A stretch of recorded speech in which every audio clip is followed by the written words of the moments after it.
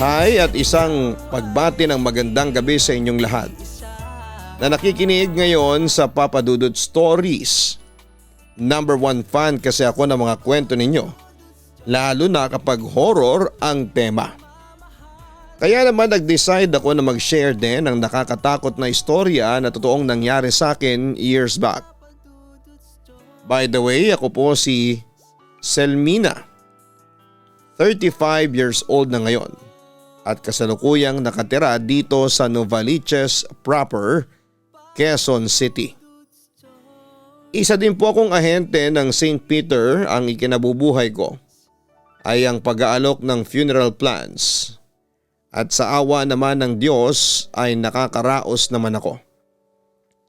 Samantala, nais ko sanang ibahagi sa inyo ang kababalaghang aking naranasan. Nangyari ito noong 2009. Noong 21 years old pa lamang ako. Kasalukuyang nire-renovate ang bahay namin noon sa North Susana Heights. Kaya doon muna kami sa lumang bahay ni Lola sa barangay Sangangdaan, Quezon City. Pansamantalang tumira. Patay na ang lola ko at naipamana sa aking tatay ang property na yon. Plano sanang ibenta yon ng aking ama pero tumutol si mama at sa halip ay ipamana na lang daw sa akin ang bahay ni Lola kapag nakapag-asawa na ako. Kaya sa huli nag-decide si Papa na huwag nang ibenta yon at ayun nga, naging useful din sa amin ang bahay dahil doon kami pansamantalang tumira. Pero Papa Dudut, hindi ako naging komportable sa muling pagtapak ko sa bahay ni Lola. Nag-iba na kasi ang aura nito simula noong mamatay si Lola noong 2007. Besides, walang tumira sa bahay sa loob ng 2 taon. Kaya ganoon na lamang ang dilim at dumi ng bahay bukod sa ramdam na ramdam ko noon na hindi lang kami ang naroon sa bahay. Unang araw namin sa bahay ay nakarinig kami ng mga yabag na umaakyat at bumababa sa hagdanan. Tinanong ko noon ang aking ina kung ano yon.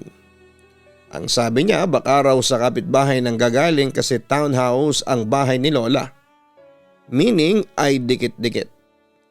At saka may mga batang nakatira sa kapitbahay kaya maaaring nanggaling daw sa mga yon ang yabag na naririnig ko.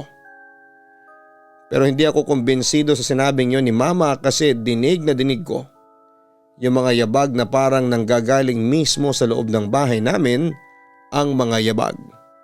At yun nga, Papa Dudut. Simula noong lumipat kami sa bahay ni Lola ay madalas na kaming makarinig ng mga yabag sa hagdanan. Binabaliwala lang yon ng mga kasama ko sa bahay pero ako ay nagdududa na. Hanggang sa isang araw ay ako lamang ang mag-isang naiwan sa bahay. Habang nasa itaas ako ay narinig ko ang mga dahan-dahang umaakyat sa hagdan. Agad akong bumangon sa aking kama at tinungo ang hagdanan. Rinig na rinig kong galing talaga sa hagdan namin ang mga yabag. Pero hindi ako natakot at sa halip ay humarap pa ako sa hagdanan habang hinihintay na makaakyat yon. Hanggang sa biglang may sumalubong sa aking malakas na hangin. Napatras ako noon pero kasabay noon ang pagtaas ng mga balahibo ko. Lalo pat parang pumasok sa loob ng kwarto ko ang nasabing hangin. Dahil doon ay nagpasya muna akong bumaba at nagtungo sa sala para manood ng TV. Samantala bukod sa mga yabag, may mga naririnig din ako mga kaluskos saan mang parte ng bahay. Sa kwarto, sa kusina, sa sala at maging sa banyo. Nung una ay nakakayanan ko pa itong baliwalain pero dumating na rin ako sa puntong sobra na akong natakot. Kaya nagpasya na akong kausapin ang aking mga magulang. "Mapa, kailan po ba tayo babalik sa bahay natin?" Tanong ko sa kanila. "Hindi pa tapos ang renovation ng bahay natin," sagot sa akin ni Papa. "Ito kasing mama mo nag-request na lagyan ng 3rd floor rooftop ang bahay natin kaya mukhang matatagalan pa bago tayo makabalik sa bahay natin." Dagdag pa niya. Hindi ko naman maitago ang disappointment sa aking narinig. Bakit Selmina? Ayaw mo na bang tumira dito sa bahay ng lola mo? Tanong naman sa akin ni mama. Dapat masanay ka nang tumira dito kasi mapupunta sa iyo to kapag nag-asawa at nagkaroon ka na ng sariling pamilya. Wika ulit ni Papa. Huwag niyang sabihin na hindi siya sanay tumira dito. Dati naman noong nabubuhay si Nanay Esther, dito tayo nakatira. Naging masaya naman tayo dito. Pahayag naman ulit ni Mama, patukoy sa akin. Hindi naman sa ayaw ko pong tumira dito sa apartment ni Lola pero kasi simula nang tumira ulit tayo dito hindi na maganda ang nararamdaman ko. Oo, dati na tayong tumira dito pero noong buhay pa si Lola, maganda pa yung aura ng bahay. Ngayon kasi kahit na anong gawin kong pagpapaganda sa bahay parang may something na. Paliwanag ko naman sa kanila. Natatakot ka pa rin ba sa mga narinig mo mga yabag dito sa loob ng bahay? Seryosong usisa sa akin ni Papa. Tumango naman ako bilang sagot. Huwag niyo nang ipilit sa akin na galing yun sa kapitbahay kasi narinig ko mismo na sa atin talaga nanggagaling ang mga yabag ng hagdan.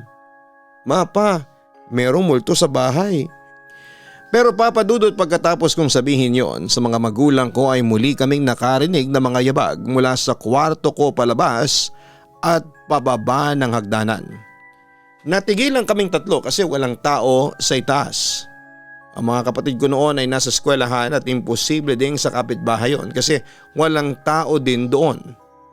Katunayan ay nakiusap pa nga ito sa mga magulang ko na bantayan ang bahay nila dahil isang linggo silang mag-out of town. Nagtingin ang kaming tatlo nang marinig naming nasa baba na ang yabag. Mamayang kaunti isang malamig pero kakaibang hangin ang bumalot sa aming katawan.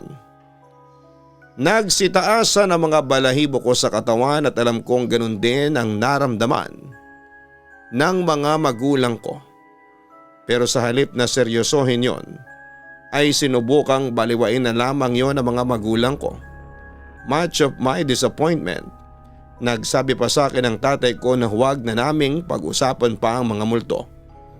Dahil sa inis ay muli akong umakyat sa aking kwarto at nagpa siyang manood na lamang ng pelikula sa aking DVD player.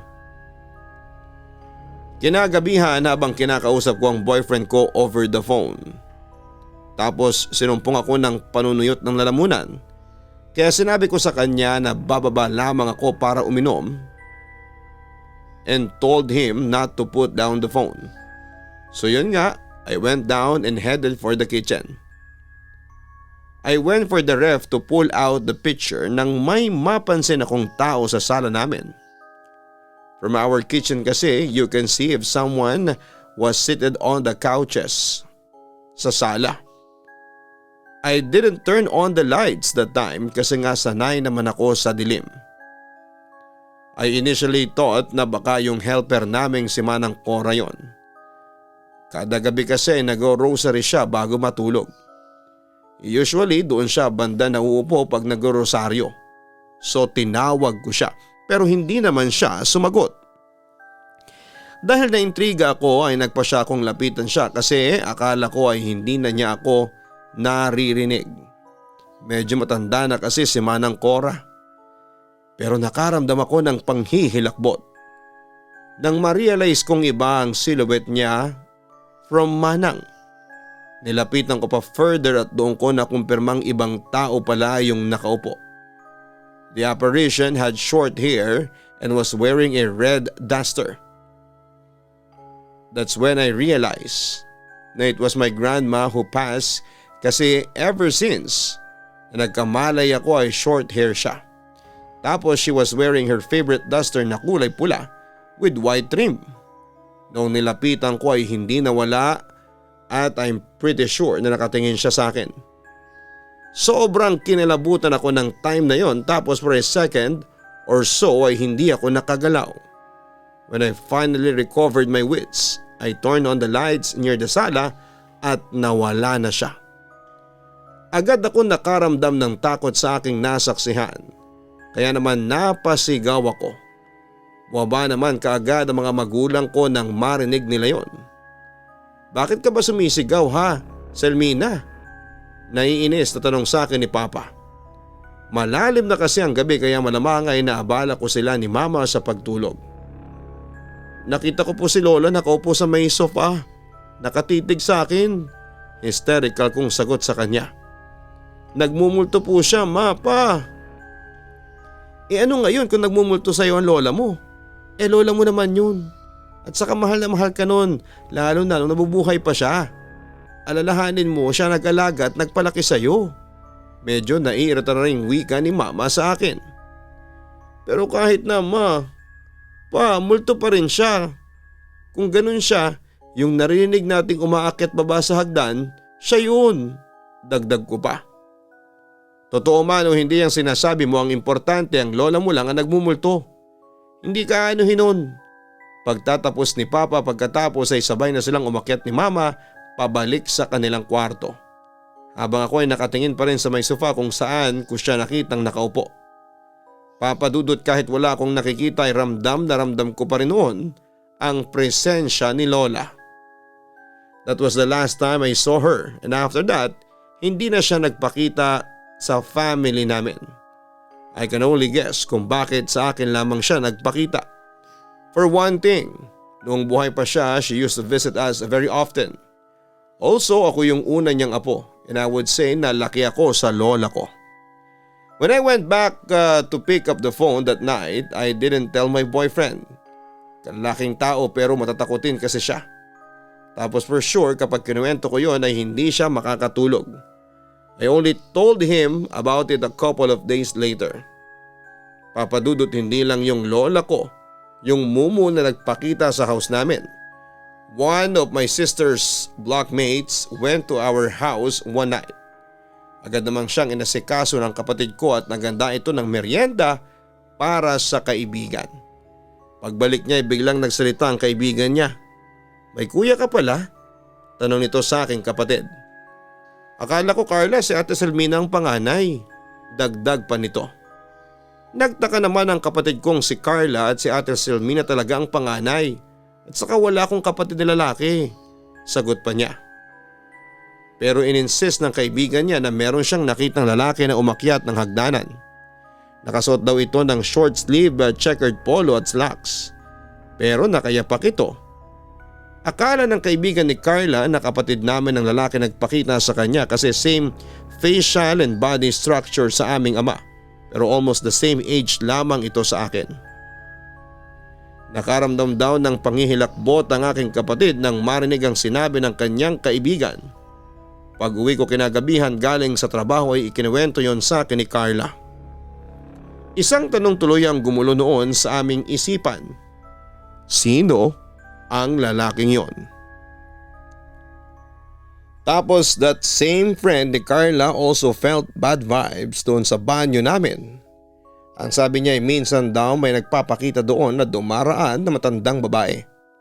Ang sabi ko naman ay baka si Lola yung nakita nung kaibigan ng kapatid ko. Yung bunso namin, naka-experience din ng nakakatakot sa aming kwarto. She told us na one time while watching TV sa kwarto ng mga magulang namin, she was lying in their bed that time when she felt the bed sink as in someone sat down. Tapos that same sister of mine saw a lady in white walking past the window sa sala namin. Nang marinig ito ng aming mga magulang ay hindi na rin nila maitago ang pag-aalala. Malamang ay nakaranas din sila ng kababalaghan sa bahay ni Lola pero hindi na lamang nila sinasabi sa amin kasi ayaw nilang matakot kami. Maski sa mga helpers naming sina Manang Cora at Ate Mila ay nakakaranas din sila ng kababalaghan sa loob ng bahay. Madalas daw silang nakakakita ng white lady sa labas at sa loob ng aming kwarto. Nakakarinig din sila ng mga yabag. Dati nga akala nila ay umuwi ako ng bahay ng lunch dahil may naririnig silang yabag sa kwarto ko. Tapos when they check upstairs ay wala namang tao. Pero ang hindi makakalimutan ng isa naming kasambahay na si Manang Cor ay nakaupo siya sa kusina habang nagsashine ng sapatos ni Carla. Katapat niya ang cabinet ng mga china at porcelain kitchenwares na may salamin. So yun nga, habang nagsashine siya ng sapatos ni Carla ay napatingin siya sa kanyang reflection nang biglang tumaas ang kanyang balahibo sa katawan. May nakita kasi siyang refleksyon ng lalaki sa kanyang likuran.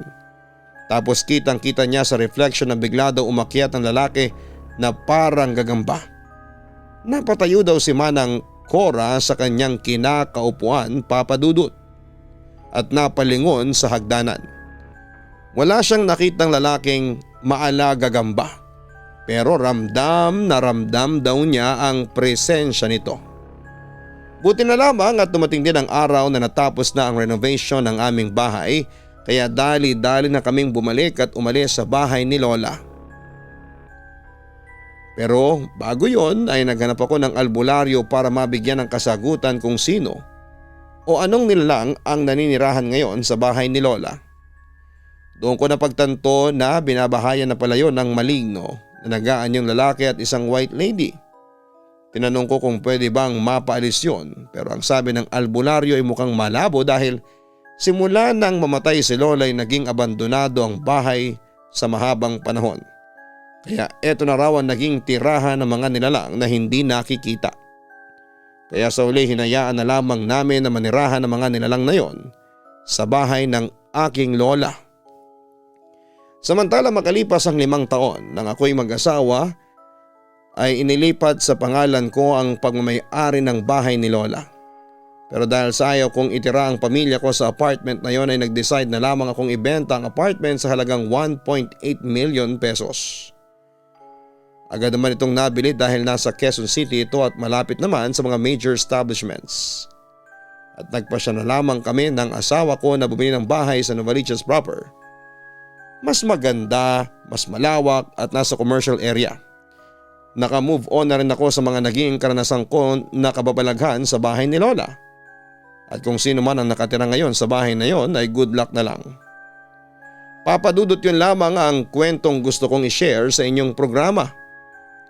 Minsan talaga sa buhay natin ay makaka-experience tayo ng mga bagay na mahirap ipaliwanag.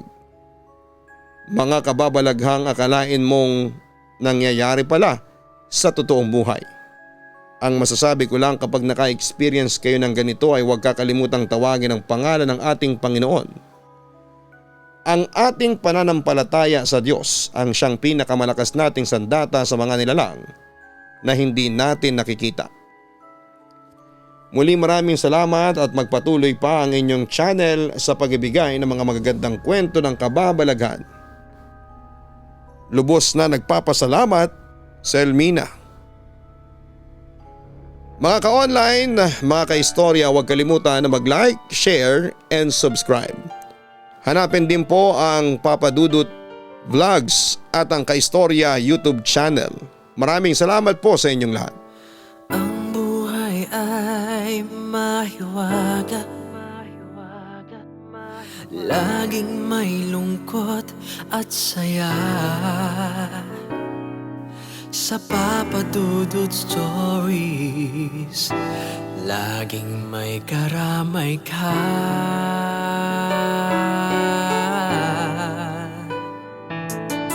Mga problemang kay bigat, dito ay pakikinggan ka. Sa Papa Dudut Stories, kami ay iyong kasama. Dito sa Papa Dudut Stories, ikaw ay hindi nag-iisa.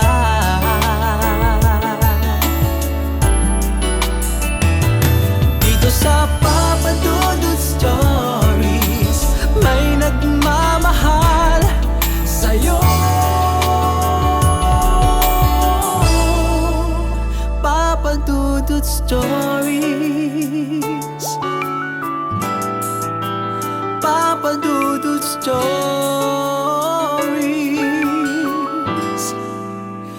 Papa Dudut Stories.